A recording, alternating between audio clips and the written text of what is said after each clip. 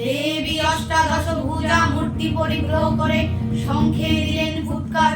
দেবীর রণবান শব্দ অনুসরণ করে সসৈন্যে ধাবমান হলো মহাবলশালী মহিষাসুর। অসুররাজ লক্ষ্য করলেন মহালক্ষ্মী দেবী তেজ প্রবাহে নীলক জ্যোতির্ময়, তার মুকুট গগন চুম্বন করেছে।